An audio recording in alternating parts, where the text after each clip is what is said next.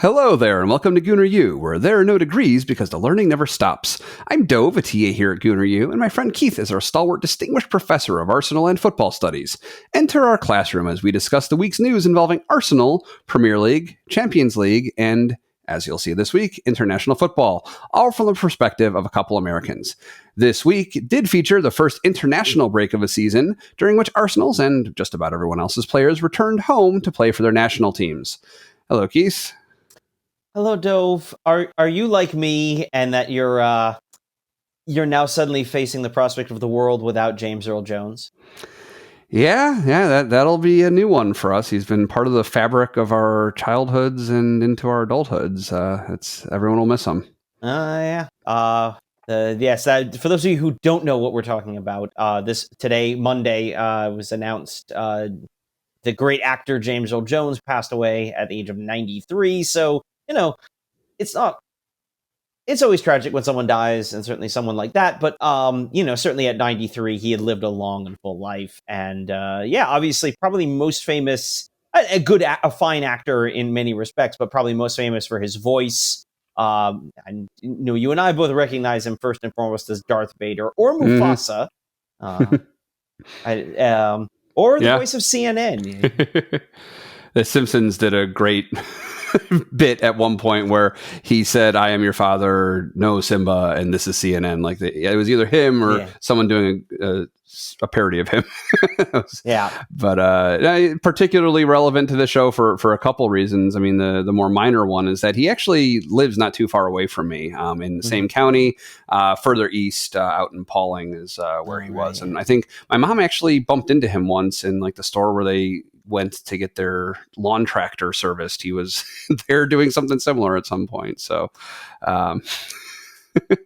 but of particular note for the show is the hello there that I do at the beginning. We started that very early on, if not the first episode, certainly within the first few, largely inspired by the Obi-Wan Kenobi show on Disney Plus being new, with new episodes coming out or having just concluded, I forget which at that point in time. And you and I are huge Star Wars fans, and hello there is a famous phrase of Obi-Wan, so I started with that. What I actually just found out in reading more about James Earl Jones today was apparently he did not voice Darth Vader in the Obi-Wan Kenobi show.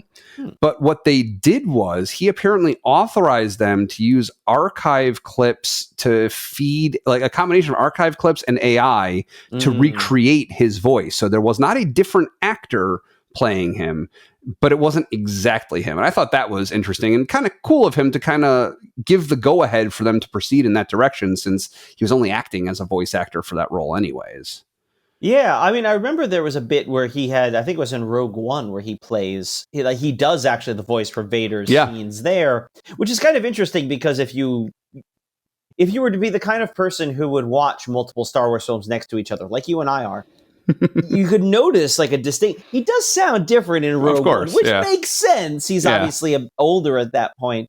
But I have to say I had not heard that, and as terrifying as I find some of the uses of AI.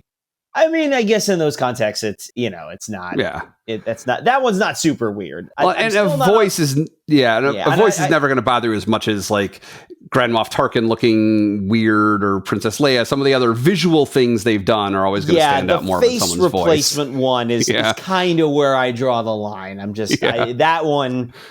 Maybe just because it's still too uncanny valley for me, but the face thing, no. Voice I can do. Yeah. But not the face. Yep. All right. Well, where would you like to start as far as the events of this international break so far? So we should preface this by saying, from my experience, there are quite a few soccer fans, especially fans of club teams, especially in England of major clubs like Arsenal, who are not big fans of the international break. It breaks up the season, especially given we're only 3 games in. It breaks up the season. It's games that don't matter for the club. It's more games on top of games. Players get hurt, etc., etc. I am not one of those people. I began my introduction to the sport was the World Cup in 1994. I love the international game, including the U.S. men's national team. So it was a bit of a sad break for me, given the one game I watched this weekend was the U.S. losing 2-1 to Canada. Apparently, it's Canada's first win on U.S. soil in like 60-something years. Oh, wow. I mean, it isn't a terrible surprise, given Canada. First of all, the U.S. and Canada didn't play each other that much up until about 15, 20 years ago. Okay. Partly because as weak as the U.S. has been in various stretches, and I mean, really at this point for the last like 30 years, the U.S. has been a pretty solid, a consistently decent team at the international level. Up until about 4 or 5 years ago, Canada stunk. They were bad. They were not good. They had a couple of moments here and there, but by and large, they were not good. So the idea, they didn't play the U.S. very often. Then when they did play, the U.S. was just generally better. So, that being said, at the moment, you said you caught a little bit of this one. I don't know. We talk about our watching scenarios here. I get the impression this wasn't a deliberate choice of yours. No.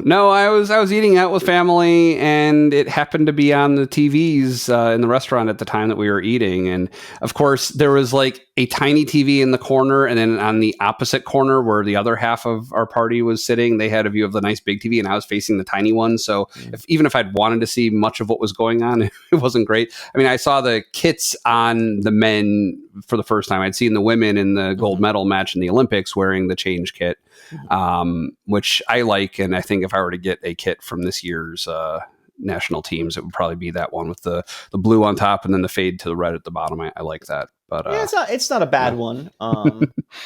So it's not a bad one as far as away kits go. The performance didn't match that hour because they didn't look very good. You didn't miss much. That's all. That's what I'll generally say about that. I hesitate because U.S. soccer. I mean, soccer team fans are bad about this in a lot of ways, but U.S. soccer fans have a special edge to this, where it feels like every single game is like a referendum on where the sport is in America. Mm-hmm. And like, I cannot bring myself to read too much into this game. We had about 6 regular starters who were hurt or nursing injuries or coming back from injuries, and so they just didn't play at all. Yeah. Which is and it's fine. just a friendly. It's not a qualifier anyways. So. Right. It's a friendly. It has no particular salience beyond this game. Currently, they're rolling out an interim manager. So you've got a kind of B+ roster with the substitute teacher on the sidelines. A guy who is apparently this close to accepting the head job for San Diego, which is the new MLS team starting next season. The deal for Mauricio Pochettino is still in limbo. Supposedly, he is going to be the next U.S. manager. He almost certainly will be. There's apparently all sorts of weird negotiation things that have been kind of dragged out. But the last thing I saw earlier today is apparently they're close to signing things, or the board will vote to approve the contract or whatever it is. So hopefully they can announce him soon, and he'll be on the sidelines in October for those friendlies and get to work on sort of building his roster and what he thinks the team should, how he wants the team to play and all that. That being said, you add in from the Canadian perspective, Canada had many of their better players there. Again, not for any nefarious reasons, but they were healthy. They were ready to play. They wanted time together. Sure. That's understandable.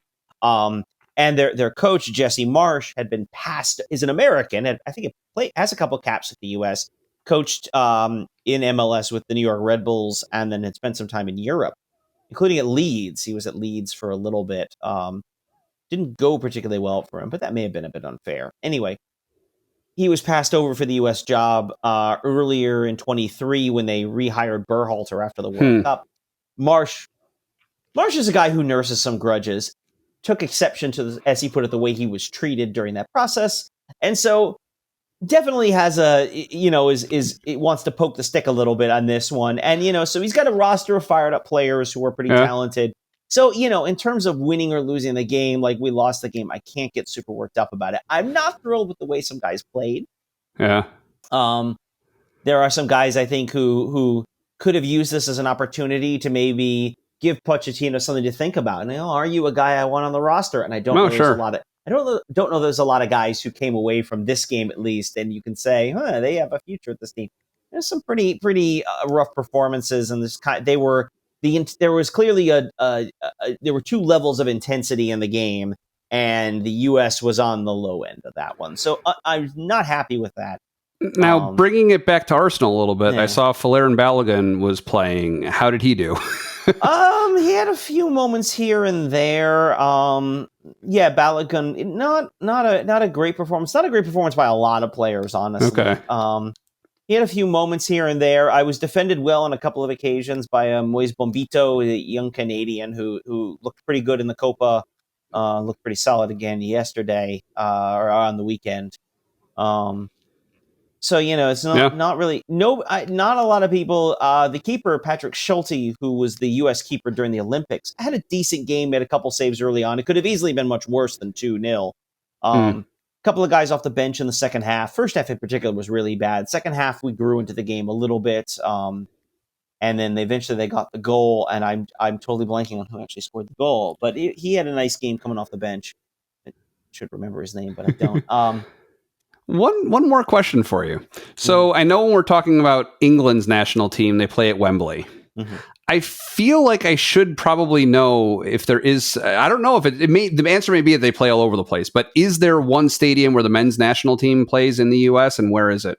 No, there is not. The U.S. has always moved around a lot, and partly because there's nowhere in the U.S.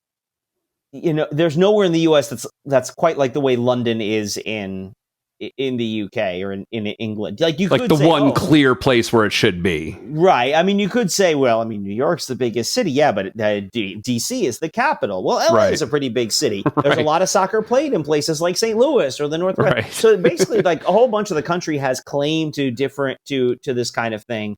Whereas London serves all of those roles for England. Yes, right. There really is no city comparable in size in the UK to London. There's a pretty solid gap between New York and LA even in the US, but still there are major cities across the US that aren't even close. So no, they will kind of go wherever.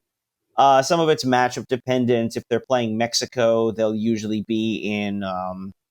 They'll play a lot of games in Ohio, in the Midwest, places where you're not going to get a lot of Mexicans as opposed to major American cities, especially to the South. Well, let me rephrase that.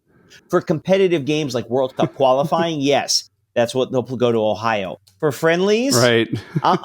They're playing in Phoenix, in LA, in Houston, in Dallas, right? Because all they care about is selling the tickets. So, right. Yeah, they make a strategic venue choice. Yes, and then the crowd is 70% Mexican fans. I was in Vegas. That was a CONCACAF tournament. That was a little different, but I was in Vegas and it was 70% Mexican fans up until close to the end of the game when a lot of the Mexicans, talked about how much they love the U.S., which I'm sure is true given they were all born in Denver. But they do have another game in this window. They will play New Zealand tomorrow, Tuesday. That'll be in Cincinnati. This game, by the way, was in Kansas City, so they do they get around. I believe. Yeah. I think they said the stadium where they have played the most games in the U.S. is the old RFK Stadium in Washington. Where the team that used to be called the Washington Redskins used to play, even though they moved out to Maryland, 30 years ago. DC United played there for a number of years. Apparently there were raccoons living in it. Apparently they were there while DC United was there. I heard stories about this. I don't know. RFK is in rough shape, the stadium. Okay. So it is, I don't know that but then there's talk about the now Washington Commanders building a new stadium within DC, and presumably that's the neighborhood they would go to. I don't know. We'll see. All right. Well, what was going on in the rest of the world for World Cup qualification? Yeah, right. Games that matter. So for our World Cup qualifiers, we'll start in Asia with Japan. Japan currently sits on top of Group C with one win from one game. That one win being 7-0 against China. Wow. Looks like it was kind of close. Looks like it was 2-0 at the half. And then they blew up for 5 goals in the second half. Including they must have subbed in Tomiyasu, right? I hope not, because I don't think he's with them. I'm pretty sure he's hurt still. So he better not have been out there. Just so I can float through this. So 7 goals from 6 players, including Wataru Endo, who plays for Liverpool, Karo Mitoma, who plays for Brighton, Takumi Minamino, who plays for Monaco. We'll see him in the Champions League. Junya Ito, who plays for Rennes in France, Daisen Maeda, who plays for Celtic in Scotland, And then the final goal was Take Kubo, who's at Real Sociedad, who, per his Wikipedia page, has been dubbed Japanese Messi. Make of that what you will. But yes, 7-0 for Japan against China, which isn't a surprise. China kind of stinks, honestly. And then they will play the second game of the window tomorrow, probably for here in the U.S. in the early afternoon, middle of the day, when they are at Bahrain. Okay. And for anyone who has been following along with our international coverage, the reason we're focusing on these particular teams is because Keith and I have each chosen one team from each confederation to follow through the World Cup qualification process. So he chose Japan, I chose India, and they got eliminated in the last round. So that's why there's no update for India anymore. Oh, India, yeah. but they were close. They were close. But in CONMEBOL, we had a rematch of the match that I saw in person with my son as part of Copa America, Argentina versus Chile, and they beat them again by a wider margin than when I saw them play. It was a 3-0 defeat of Chile. So yes, all goals in the second half, including 2 goals very late. But then again, this game was also in Buenos Aires, so yeah. Even more of the home crowd than when I saw them in New York. Which, to be fair, as I understand, you got a pretty solid pro-Argentinian crowd. It was. That's why, it's like Buenos Aires is probably the only place where you could actually get more Argentine fans there. So. How did Colombia do? Colombia was out in Peru, a 1-1 draw with Peru. The Peruvian goal scored by Alexander Callens, who spent several years, including winning the MLS Cup with New York City, so good for him. Luis Diaz at Liverpool scored the Colombia goal. It was played, this is an interesting note here, so it was supposed to be played at the Estadio Monumental in Lima, but then because of the pitch conditions was actually relocated to the Estadio Nacional, which is interesting that the National Stadium doesn't usually host those games. But sure, why not? But it actually, well, I guess it usually does. But apparently, this was meant to be somewhere else. So I guess again, there are a lot of countries that have a standard national stadium, but they'll also play in some different places here and there.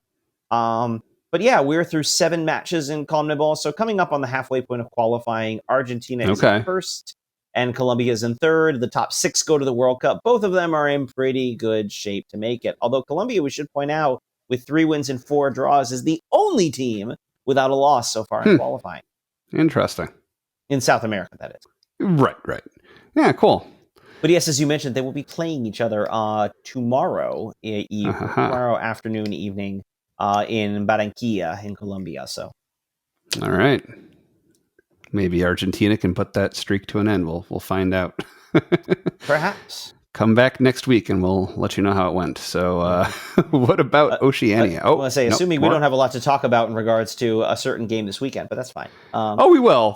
But, we got to make time for our international conclusion. Yeah. Oceania. Yeah.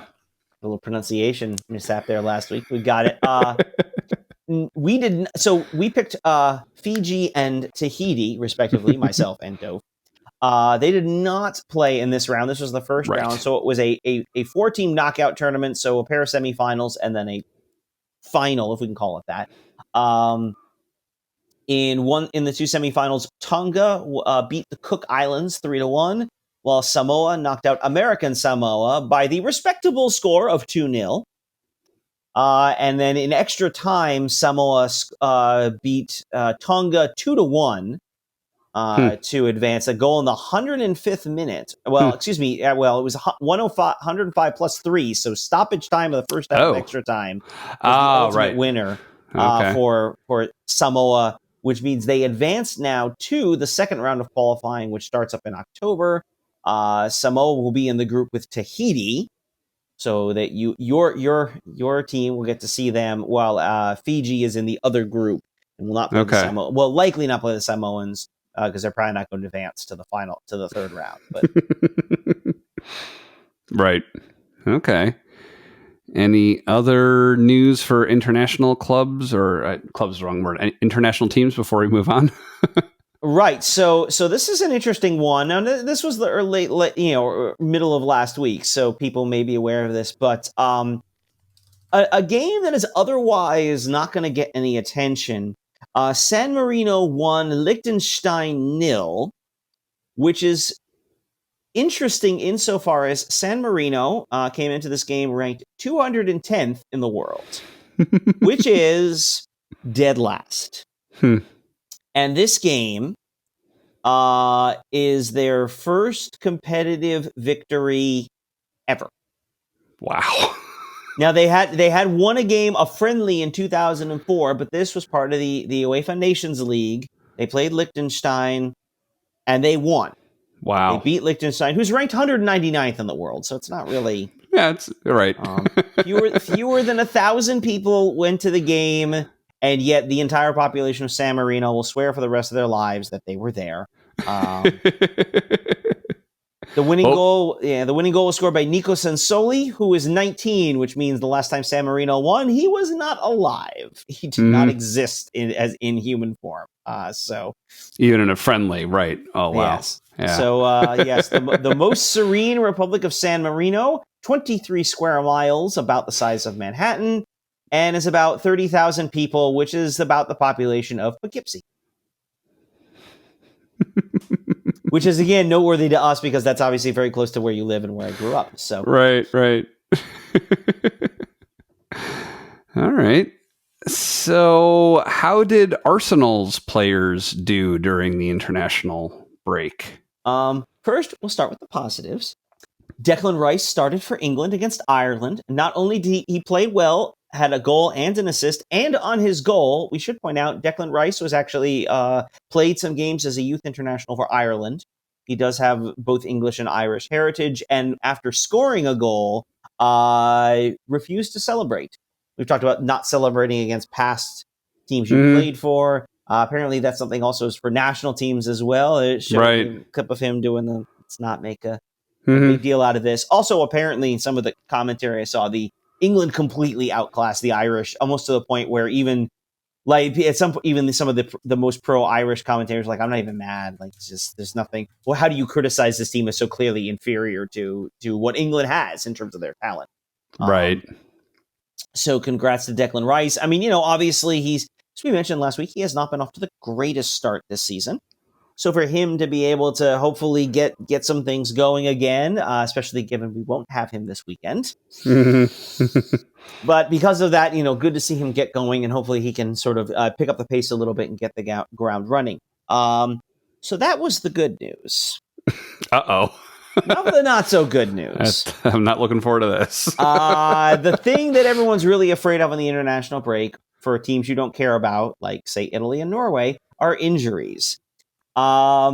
First, last week against France, Riccardo Calafiore for Italy was injured. Now, I giving you a link here. It's like a 5-second clip on Reddit of the injury sustained by Calafiore when he was contact was made with him by the French player Ousmane Dembele. This one's something else. I take a look at this, and we'll do a quick live reaction shot here. Take a look at this. You told me it's not gross. No, yes. Okay, there will be a link for anyone else who wants to see this. Okay, I am opening this up now, and you said it auto plays. Oh, okay, yep, there. Whoa! So that's like a domino chain reaction injury. It's a weird one. So what happens is and I can't quite see who the defender is, but Dembele is making a run. An Italian defender comes in and knocks the ball away and clatters him. And as Dembele flies through the air, his limbs splay out, including his leg, and his foot basically hits Calafiore in the back of the leg. Oh my goodness! I don't know how that happened. Yeah. Just every time I see it, I'm like, how in the world does that happen? Apparently Calafiore tried to walk it off and play a little bit more, had to be subbed off. He has since returned to Arsenal. He will not be playing in Italy's second game this week, who I don't know or care who they're playing. So that's not great. No. Because remember, Jurrien Timber picked up a knock in the last game. I don't know what he's up to. I didn't see if he left and played for the Netherlands, but even if either he did or didn't, I mean, he might still be nursing the injury. Right. But all right, so we've potentially got like 3 down, because you reminded me Tomiyasu is still out. So then potentially Timber, potentially Calafiore. That's not great. How's our midfield looking? By the way, Timber did get called up for the Dutch. I did not see if he played this week. So yeah, as for that, then there's one which, let's be honest, this is almost certainly worse. Martin Ødegaard took a hard tackle today and went out from Norway's game. I believe against Kazakhstan. No, I'm sorry, it was Austria. I guess they played Kazakhstan in another game. Yes, knocked out. Norway beat Austria.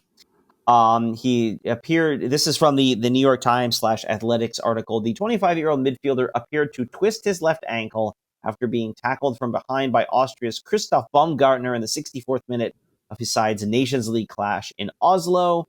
After a 2-minute stoppage for treatment, the former Real Madrid playmaker tried to limp off the pitch unaided before being carried to the sideline by medical staff, where he was subsequently replaced. Norway head coach Ståle Solbakken, I think I got that right, said after the game the injury, quote, looked bad in the dressing room and that he'll be assessed tomorrow. Oh, no. Twisted ankle. Any ankle stuff is never good. Mm-hmm. It's not great. It's not great. And we'll talk a little bit about that heading into the weekend. But yeah, so it's not so much being light on left backs; it's really being light on the midfielders. And we have replacement left backs. We're starting to run out of midfielders. This could get interesting, as we'll talk a little bit about in a little bit. So the good, the bad, and the ugly when it comes to the international break. Yeah. Wow.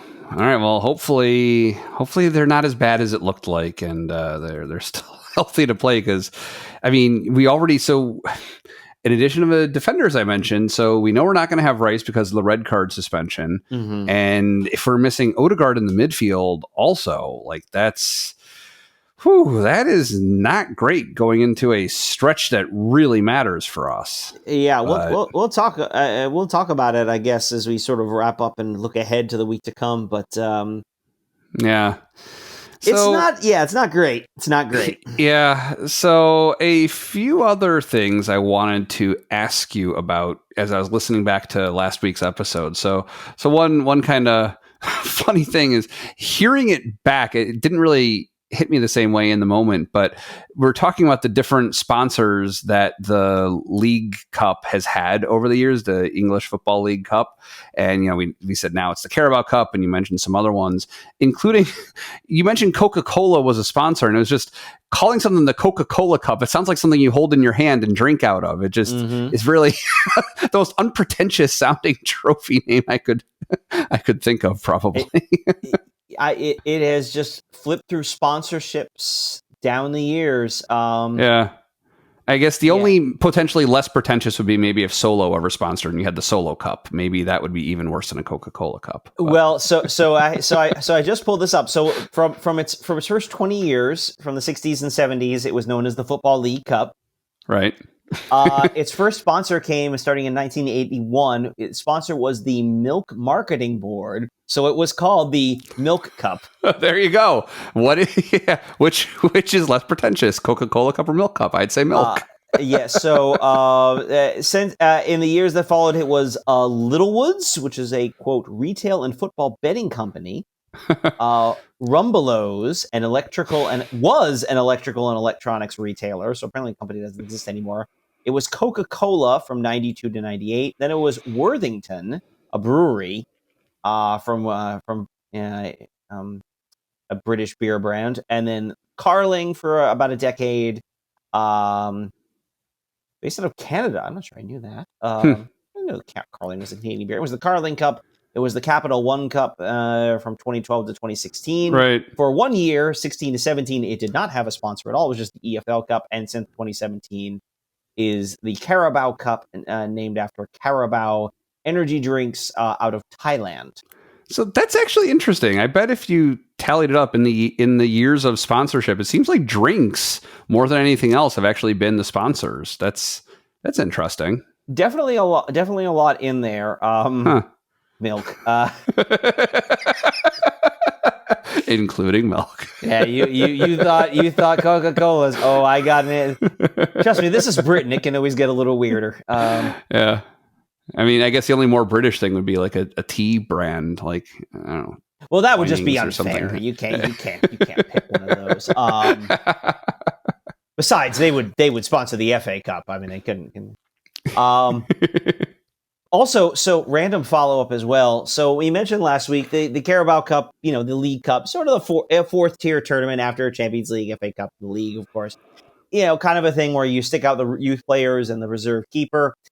We mentioned that was, I believe the phrase we used was Neto's time to shine. Turns out that is not true. Oh, really? Apparently. So Neto was acquired from, was it Bournemouth?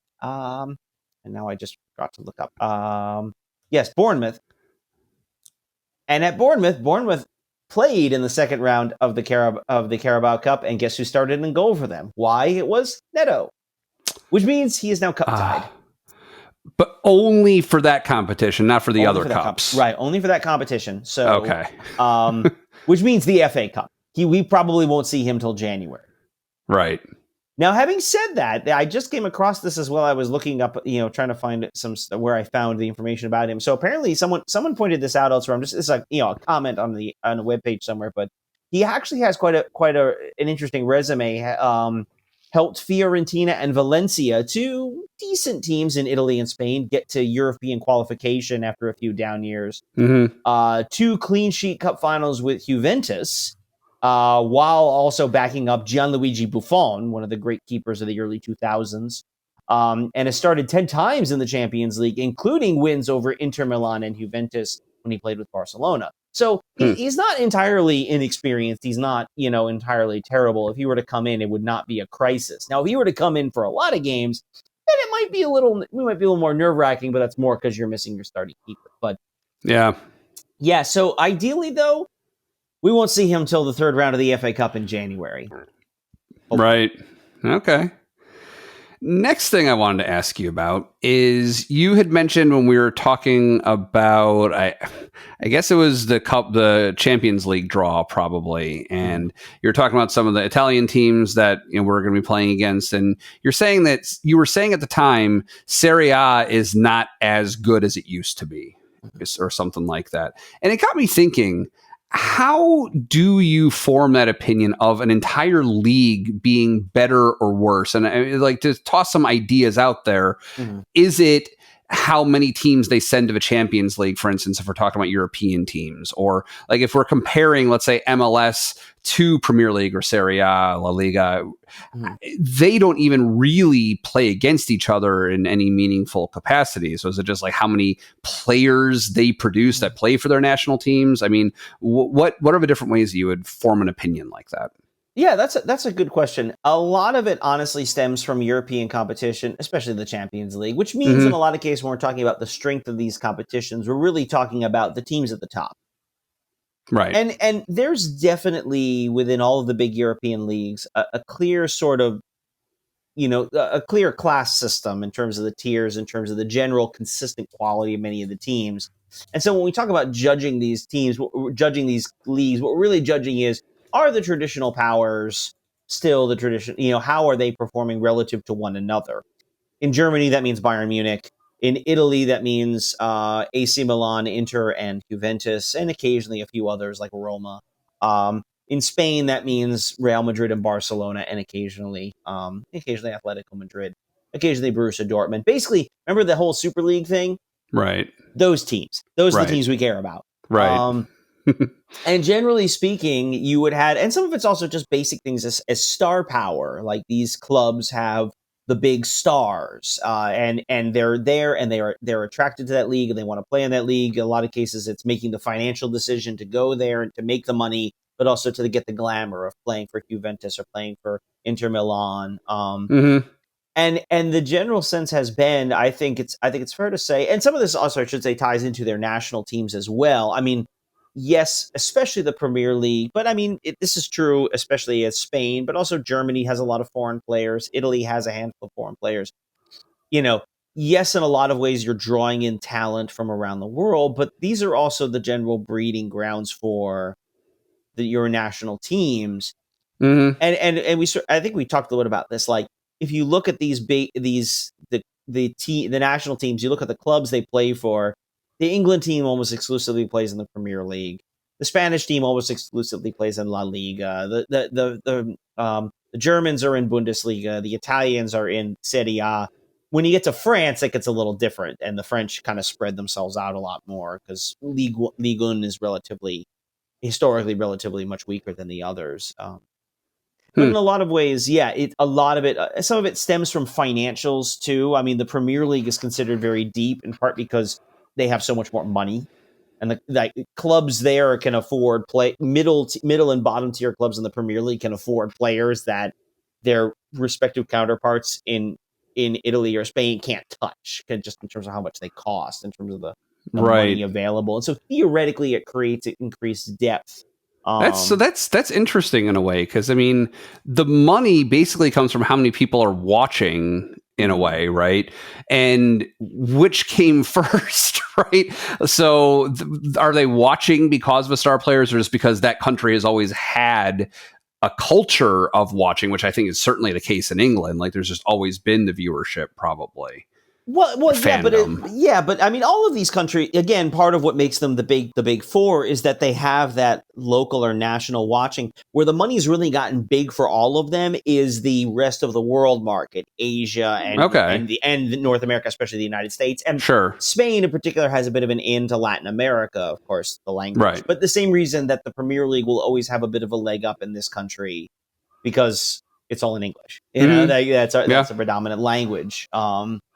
But so that's interesting, though. So then those people viewing pour money in, which allows those leagues to get better. Which, it's an interesting cycle that gets set up. Yeah, and so and a lot, and there's all sorts of like internal financial stuff, and the reason, and like all things, these things tend to be cyclical. There were periods. I mean, Inter Milan won a treble in 2010. They won the Champions League. Juventus had a few years where they were in the Champions League final. But there were stretches where like AC Milan, Inter, and Juventus were regularly like in the semifinals, in the final of the Champions League. Major star power from outside of Italy was coming in and playing in Serie A. And, it's just one of those, this was the hot league right now. This is the league where everybody wanted to be. This is where all the best players went. You went to Italy, and that's, kind of the talent kind of reinforcing itself. Right. And again, that's the sort of thing that's fluctuated over time. And again, how much of that is the relative strength of the league, and how much of it is that, well, the Bundesliga must be good. I mean, Bayern Munich keeps winning it, and they go deep in the Champions League. The Bundesliga must be good. And again, sometimes we judge as well on how well does Borussia Dortmund or Leverkusen or Salzburg or RB Leipzig do in the Champions League, or Atletico Madrid, Valencia, Sociedad, or sort of these, not the title contenders, but that second tier teams. And then how are they doing in the Europa League as well? Because now we're getting into the teams that are 6th and 7th place. And so how are we watching them develop? But how are they competing against, the powerhouses in Scotland or the Netherlands or Portugal, which are, again, very top heavy leagues. Right. Cool. That makes sense. Last thing I wanted to ask about is, you had mentioned in the build-up to the goal that ended up getting scored by Brighton against us in the last match, that Partey was maybe a little bit slow getting to the goal. And you'd said you don't want to accuse him of dogging it back. And that wasn't a phrase I'd heard before. And I think contextually I got what you meant, but I just wanted to check if you could elaborate on that term more. Yeah, so like dogging it just means he's not trying. Okay. And I want to be careful with that. So that's like the worst thing you can accuse an athlete of is not trying. Right. And there are times, right, we watch the game and we sort of think, that doesn't look like he's trying. And who knows, maybe they're nursing their injury, or maybe they're not trying would still beat the crap out of us. Like, they're obviously, you sort of forget the level they're playing at sometimes. And you always want to be careful with accusations of things like a guy isn't trying. I don't know that that's fair. Right. But certainly it's not a good look when he was not pushing. I feel like you watch this thing yourself. I feel like he could have pushed himself harder there. Who knows? Maybe he couldn't have. Maybe he was winded or something. Like it was it was like late enough in the game. Maybe he just didn't have it in him at that point, right? Who's to say? Yeah, right. And so I don't want to sit here and say Thomas Partey doesn't care and he's not trying. I don't know that. I can't prove that. Not from watching the perspective I have. Sure, but. It's certainly fair to point out that it looks like that. And that's, as we said, not a great look, Gotcha. All right. Which is, again, why you also want to be careful about making the accusation, again, because it's about, like, it's probably the worst thing you could say about them is that they aren't trying. Sure. No, that makes sense. Okay, so what's coming up next? I feel like this is a more interesting conversation than it might be in other weeks under other circumstances.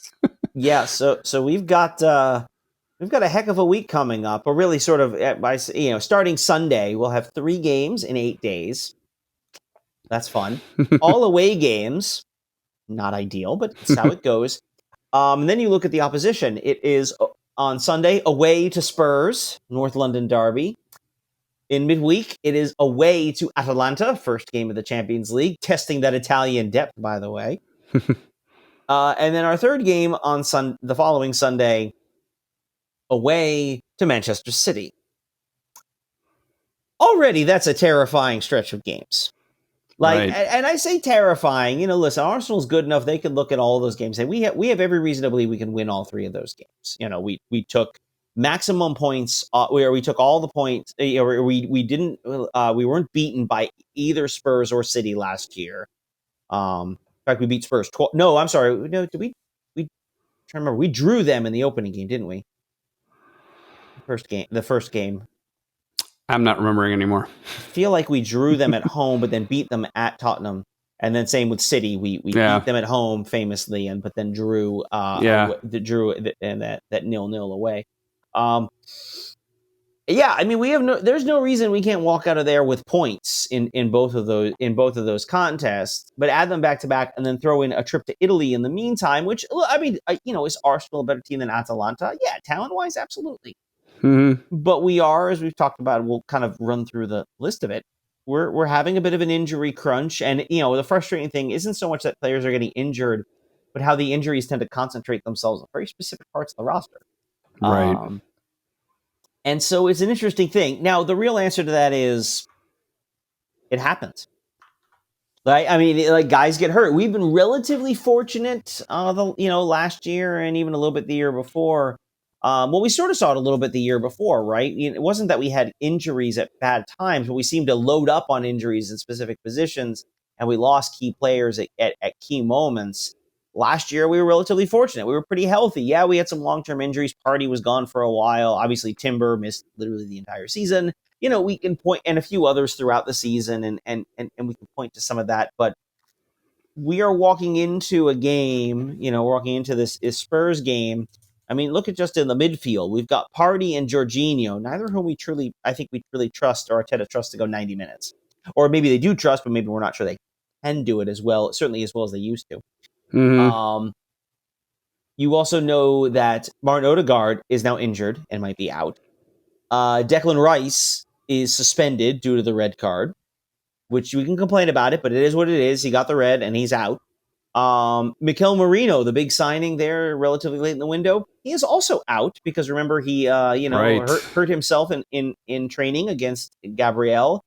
No, Gabby, you're supposed to hurt the other team. But the midfield's a little light, and then we throw in, Tomiyasu still nursing a thing. Timber was with the Netherlands. I actually forgot to look up and see if he played with the Dutch. But he came off with a knock late in the Brighton game. And now Calafiore's hurt as well. Potentially, we don't know how seriously. Maybe he plays, maybe he's not. In some ways, with a week like this, you kind of there's a little bit of a forced rotation.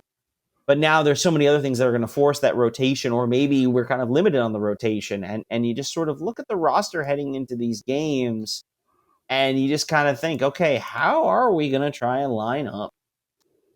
How are we going to try and line up with the 3 games in 8 days, all of which, by the way, are important. Like we can't. Mm-hmm. ideally, that middle Champions League game would have been like home to Dinamo Zagreb, and we can be like, all right, we can phone it in a little bit. Not take it easy, but at least be able to rest a few guys Yeah. that, maybe we wouldn't otherwise do. But we can't do that now because, away to Atalanta, you can get away with a draw in an away game. But, it'll be interesting to see with the new structure of the Champions League and how we play with certain games and all of that. I'd be very curious to see how they approach it starting with this weekend. Yeah. Yeah, it's a new world. Yeah. Okay, well, I mean, honestly, I have to say, if we look at our midfielders list, the midfielders listed on the roster, we have Partey, who we've talked about. Not sure he's 100%. Ødegaard potentially out. Jorginho can play, but also again, that's a lot of time. Mikel Marino out. Declan Rice out, and Kai Havertz, who plays forward. It'll be. I'm really interested. We could see some of the maybe. I mean, I expect to see Havertz drop back into the midfield.